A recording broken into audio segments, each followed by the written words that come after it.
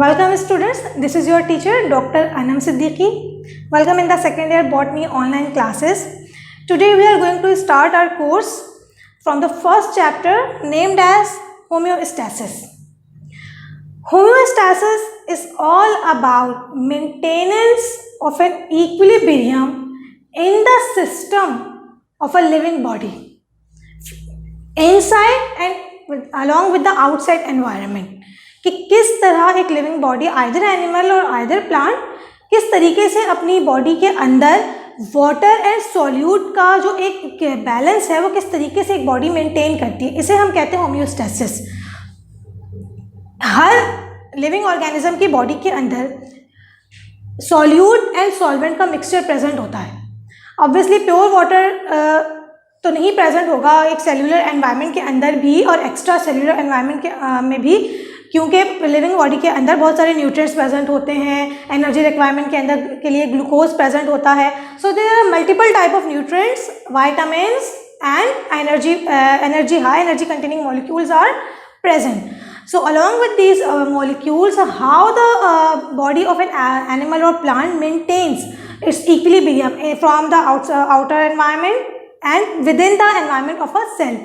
तो एक सेल अगर प्रेजेंट है बॉडी के अंदर प्लांट की, तो बाहर से आने वाले वाटर के मॉलिक्यूल्स के साथ जो उसके अंदर सॉल्यूट को इनटेक कर रहा है और सॉल्वेंट को बाहर दे रहा है, या सॉल्वेंट को अपने अंदर ले रहा है और सॉल्यूट के मॉलिक्यूल्स को बाहर दे रहा है सेल के एनवायरनमेंट से, तो एक पूरे का पूरा सिस्टम डिज़ाइंड है और बहुत सारे पैरामीटर्स इसमें इन्वॉल्व हो जाते हैं कि किस तरीके से ये सेलुलर एनवायरनमेंट अपना बैलेंस मेंटेन करता है. ऐसा तो नहीं है कि वाटर सेल के अंदर एंटर होता ही चला जाए और उसकी कोई लिमिट ना हो, राइट. और ऐसा भी नहीं है कि वाटर सेल के एनवायरनमेंट से बाहर ही रिलीज होता चला जाए. एक प्रॉपर सिस्टम मेंटेन्ड है जिसके तहत ये वाटर की जो मूवमेंट है, water along with the solvent along with the solute molecules किस तरीके से मूवमेंट होती है, तो एक पूरा पैरामीटर है. इसी को हम ऑस्मो रेगुलेशन भी कहते हैं कि सेल के अंदर के एनवायरनमेंट के अंदर किस तरीके से सेल अपना ऑस्मोटिक प्रेशर मेंटेन करता है, किस तरीके से एक ऑस्मोटिक प्रेशर को मेंटेन किया जाता है सेल के अंदर, कि कितना पानी सेल के अंदर आ रहा है और कितना पानी सेल के बाहर जा रहा है. इस पूरे सिस्टम की मेंटेनेंस को हम कहते हैं osmoregulation at the cellular level and also at the whole organisational level, whole body level. इस मेंटेनेंस को हम कहते हैं ऑस्मो रेगुलेशन. इन टर्म्स के साथ वाटर के मॉलिक्यूल्स की मूवमेंट के साथ इन्वॉल्व हो जाते हैं बहुत सारे मजीद पैरामीटर्स. जब वाटर की मूवमेंट होती है तो इसमें वाटर के बहुत सारे पैरामीटर्स आ जाएंगे, सॉल्यूट के बहुत सारे पैरामीटर्स आ जाएंगे, और हमें उन सब चीज़ों को समझने के लिए प्रॉपर डेफिनेशंस की फिर ज़रूरत पड़ती है और प्रॉपर अंडरस्टैंडिंग की ज़रूरत पड़ती है. तो बात करेंगे वाटर के मॉलिक्यूल्स जब मूव करते हैं तो हम कहते हैं कि वाटर पोटेंशियल की बात हो रही है. सो वाटर पोटेंशियल क्या है? वाटर के साथ वर्ड पोटेंशियल अटैच्ड है इसके अंदर. तो पोटेंशियल का मतलब ही यही है कि कोई काम करने की सलाहियत. तो वाटर के मॉलिक्यूल्स की वो सलाहियत कि वो अपने आप को किसी सिस्टम से बाहर निकाल सकें, उसे हम कहते हैं वाटर पोटेंशियल. और एक perfect definition, energy of water molecule, यानी free energy of water molecules to move. अगर आप थोड़ा सा फिजिक्स को अपने दिमाग में रिवाइंड करें तो हम कहते हैं कि फ्री एनर्जी वो एनर्जी होती है जो कि किसी भी मॉलिक्यूल को मूव करने में हेल्प आउट करती है, यानी रैंडम मूवमेंट में हेल्प आउट करती है. हमारे एनवायरनमेंट में गैसेस प्रेजेंट हैं, so they are constantly in motion, right? Already you will have know that they are constantly in motion due to the free energy present in them. So all of this free energy is also present in the water molecules. So due to this free energy in the molecules tend to move in random directions from there to there. So the energy of water molecules makes them capable to move, right? So this energy is termed as water potential. Now when we are talking about a closed environment or closed system, again the thing we are studying is called a system. Anything we are studying is a system. If I am studying this room, it will be termed as a system, and if I am studying a single cell, that will be termed as a system, living system.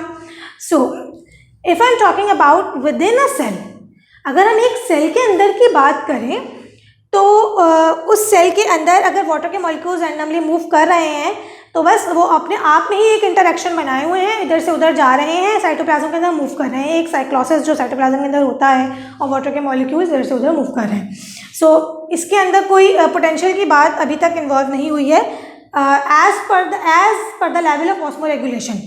अगर हम उस level पर जाके बात करें तो हम कहते हैं कि the ability of water molecules to move from its higher concentration to lower concentration, यानी जब हम होम्योस्टैसिस और ऑस्मोरेगुलेशन के लेवल पर आ जाएं तो फिर हम वाटर मॉलिक्यूल्स की मूवमेंट को एक पर्टिकुलर वे में डिफाइन करते हैं। वो वे ये है कि वाटर के मॉलिक्यूल्स की ये सलाहियत कि वो किसी सिस्टम से बाहर आ जाएं, या अपने आप को, अगर हम सेल की बात करें तो वाटर के मॉलिक्यूल्स की ये सलाहियत कि वो लूज कर सकें, अपने आप को बाहर निकाल सकें, ठीक है, from its higher concentration towards lower concentration.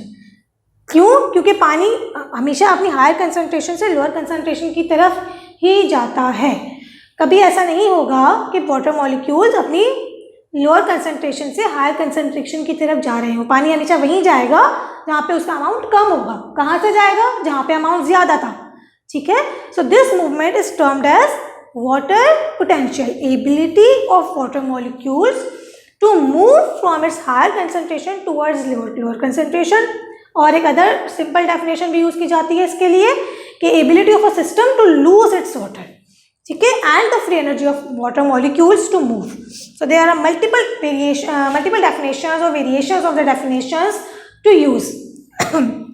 Osmotic pressure, osmotic pressure is the same term. जब हम बात करते हैं वाटर पोटेंशियल की और वाटर मॉलिक्यूल्स की मूवमेंट की, रिलीज की, तो एक्चुअली हम इसके अंदर एक और टर्म को इन्वॉल्व कर रहे हैं, एक और बात इसके अंदर ऐड हो जाती है सेलुलर लेवल पे अगर हम बोल रहे हैं स्पेशली, कि जब पानी सेल से बाहर आ रहा है तो एक्चुअली क्या हो रहा है? ऑस्मोसिस हो रहा है, ठीक है।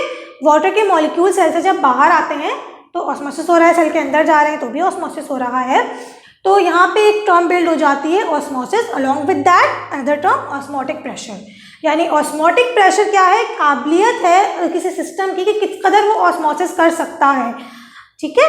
So relative, it is a relative amount of water and solute. जितना भी उस सिस्टम के अंदर और बाहर वाटर एंड सॉल्यूट का अमाउंट प्रेजेंट है, उसी नौइयत से, उसी हिसाब से वो उसका ऑस्मोटिक प्रेशर होगा और उसी हिसाब से वो ऑस्मोसिस करेगा, ठीक है। तो it's a relative term. Solute potential, जब हम वाटर के साथ सॉल्यूट की बात कर रहे हैं तो फिर सॉल्यूट के तनाजुर में भी एक डेफिनेशन होनी चाहिए और उसके तनाजुर में भी बात होनी चाहिए। तो फिर एक टर्म आ जाती है सॉल्यूट पोटेंशियल। सॉल्यूट पोटेंशियल का मतलब है the ability of a system to take in water.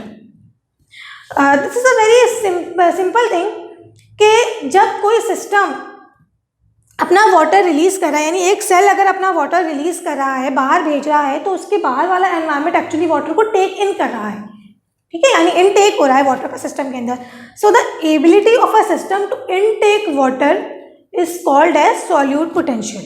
ये हमने बात की है ऑस्मो रेगुलेशन को मद्देनजर रखते हुए। अगर हम सिर्फ सॉल्यूट वर्ड को मद्देनजर रखते हुए बात करें तो there are multiple types of definition of solute potential, जिसमें कहते हैं कि the amount of solute present in a system is termed as solute potential.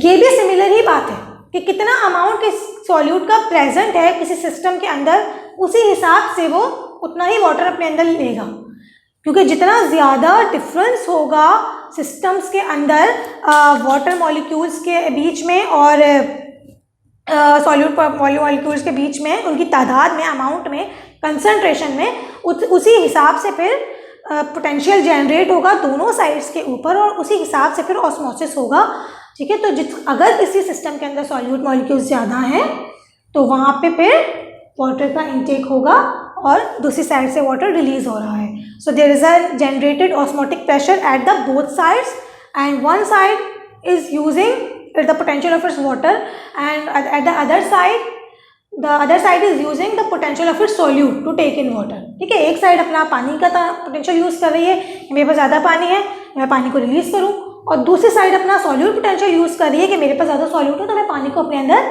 ले लूँ, ठीक है। अब ये सारी जो बातें हैं इनको हम एक डायग्रामेटिक वे में भी अंडरस्टैंड करेंगे कि किस तरीके से ये होता है। इसमें मज़ीद टर्म्स इन्वॉल्व हो जाती हैं कि सॉल्यूशन जो है वो ऑस्मोटिक प्रेशर के साथ किस तरीके से वर्क करता है और डिफरेंट सॉल्यूशंस की कंसंट्रेशन के अंदर किस तरीके से एक सिस्टम वाटर को रिलीज करता है या वाटर को इनटेक करता है. So we will discuss this further in our next video lecture, the continuity of this lecture. So see you students in the next lecture.